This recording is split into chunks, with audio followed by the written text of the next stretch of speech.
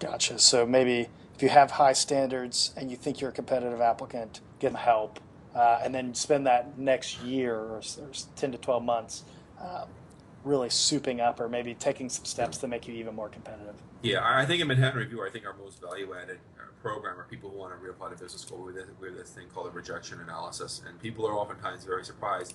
Business schools very infrequently give you really any sizable feedback or significant feedback on what they liked or disliked about your candidacy. So we take it your entire application from an admissions perspective, and we'll go through with you in detail, saying here's where you met standards, here's where you didn't met standards. We work with a number of students every year, so we know who gets into different schools. We know the standards on both sort of a number of qualitative and quantitative factors. And we tell you if we were an admissions officer, how we would interpret it under different schools' criteria.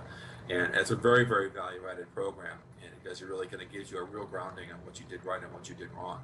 And we're in places where in ways you can actually start to improve yourself.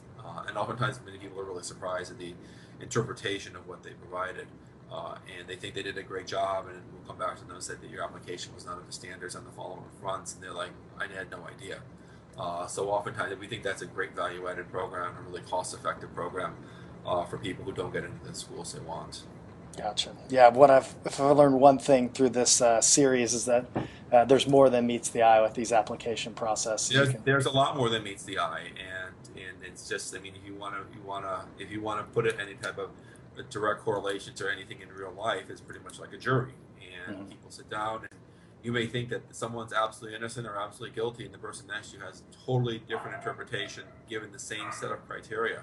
And it's the jury that's sitting there. You presenting yourself to a jury, and to get everyone in the jury to basically agree is a very, very difficult thing. And Mhm. that's why we emphasize it has to be everything you submit has to be of top quality. Gotcha. Anything else that we need to know about the scholar or the reapplication The process? reapplication process, I mean, it should be done as early as possible to show the school that you're interested. You really need to apply in the first round. If your time is really of a constraint, you can apply in the second round. Never wait for the third round as a reapplicant. The second thing is, once again, really start addressing what there are deficiencies in your application. If the deficiencies are academic, then maybe think about taking a class or two and excelling at that class. If the deficiencies may be you perceive that you may not have community service, start thinking about ways to diversify your community service.